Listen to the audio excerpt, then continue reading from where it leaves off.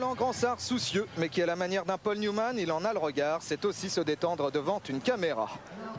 Il est vrai que son équipe Guignon, tout comme Martigues, n'est pas bien partie dans ce championnat. Beaucoup de buts encaissés et surtout aucun inscrit des deux côtés. Une rencontre partie rapidement avec ce contre guignonnais de Fanzel pour Brunel très rapidement sur l'aile gauche qui alerte de l'autre côté du terrain Garcia et superbe parade de Durand. Parade main droite délicate car le ballon touche le sol avant d'être dévié. On jouait la 5e minute. Réaction Martegal 9 minutes plus tard sur ce ballon perdu par la défense bourguignonne.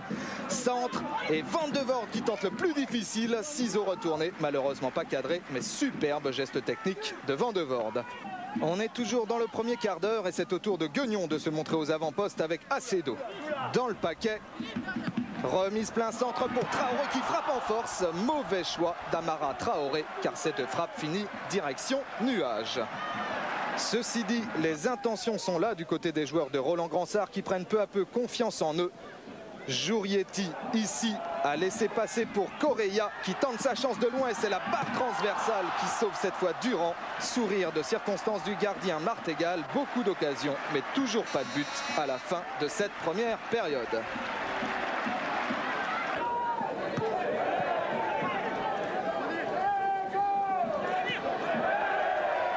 Dès la reprise, la première occasion est encore jaune et bleu. Traoré, regardez, est parti dans le trou. Tentative ici de lobe sur Durand en retard. Ça va rentrer. Et non, encore une occasion manquée. Pas très heureux Traoré ce soir dans cette tentative. Guignon a peut-être laissé passer sa chance. Résultat, Martigues attaque et se montre dangereux. Silla seul devant Boumnigel. Et arrêt de très grande classe du gardien guignonnais. Il fallait aller la chercher cette balle. Mais 1,86 m, ça aide pour se détendre.